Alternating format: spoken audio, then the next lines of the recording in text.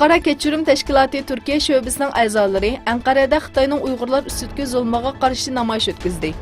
Xalqaro kechirim tashkiloti Turkiya sho'basining a'zolari Chankaya rayonidagi Ko'lu bog'chisida axborot e'lon qilish yig'ini o'tkazib, 2017-yil 3-oydan buyon atalmış siyosiy tarbiyalash lagerlariga qamalgan Uyg'urlarning oqibati haqida doirlarga chaqiriq qildi.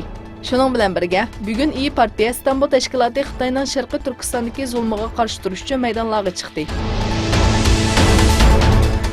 Xitoy Yangi Ipak qurilishi doirasida Qozog'istonda yurgizayotgan kengaymichilik siyosati natijasida Qozog'istondagi muhim boshqarish o'rinlariga o'z odamlarini tayinlamoqda.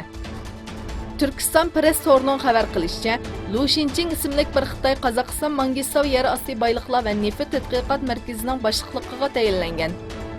Chin Siyan ismli Xitoy muavin boshlig'i, Lu Xinching ismli Xitoy bosh ijroiya amaldori bo'lgan. Xitoy Turkiyada tuhmat chaplash va Xitoy tashviqoti ilib berish bilan shug'ullanadigan Erkin O'njan va Xitoy haqiqatlari nomli Twitter hisobi orqali Sharqiy Turkistonlik kichik qizga hujum qildi. Xitoyning bu qilmishiga qarshi Uyg'ur qizi naq vaqtda inkos qaytarib, "Men Sharqiy Turkistonlik Uyg'ur qizi, beshimdagi yog'liqni menga zo'rlab atqizmadi.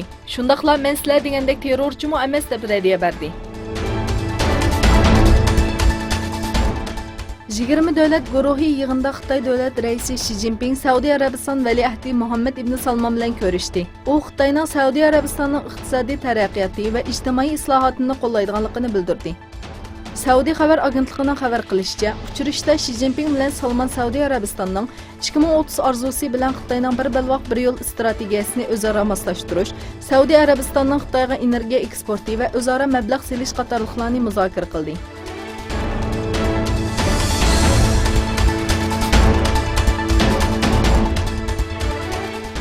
Janubiy Amerikaga joylashgan Argentinada 10 mingdan kishi 20 davlat guruhi boshliqlar yig'iniga qarshi namoyish o'tkazdi. Poytaxt Buenos Airesdagi 9-iyul ko'chada namoyish boshlandi va namoyishchilar Argentina davlat majlisi joylashgan maydonga jam bo'ldi. Namoyishchilar prezident Mauricio Macrining siyosatlari va davlat iqtisodiy krizi bo'layotgan bir vaqtda 20 davlat guruhi boshliqlar yig'ini uchun qilgan rasxodga qarshilik bildirdi.